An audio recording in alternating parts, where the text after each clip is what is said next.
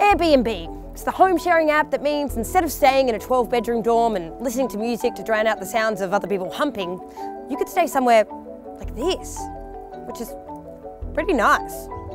But while this is all good for the guests, we've all heard the horror stories of parties trashing apartments.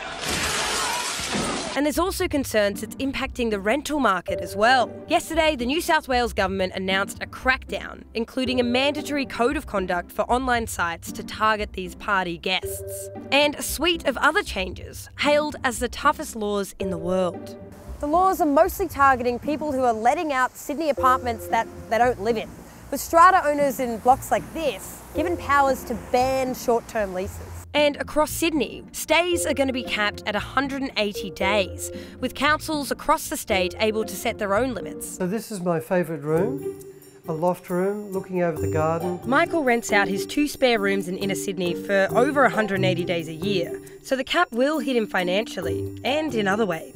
I've met some terrific people, opera singers, fashion designers. There was one guest, she came from England. She designs hats. I wish I was female, I would love to wear her hats.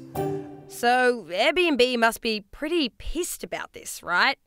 We think that the regulations that the New South Wales government are proposing, we think they're reasonable. The overwhelming majority of people that share their home on Airbnb are sharing the home that they live in.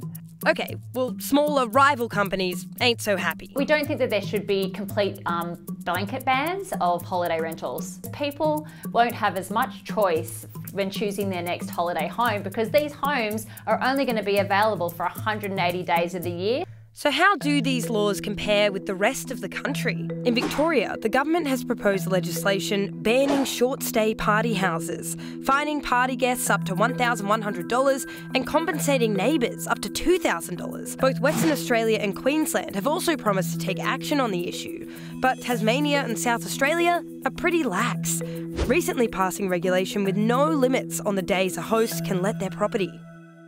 So why the big push in Sydney? Well, a recent study by the University of New South Wales found that up to a quarter of all Airbnb properties in the city are let by essentially commercial enterprises, possibly crossing the line between home sharing and home flogging.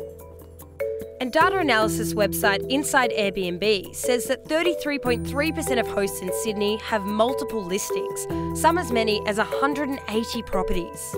Those commercial operators, we believe that they'll be able to work with these regulations and we'll continue to work with them, but also to help them where we can also.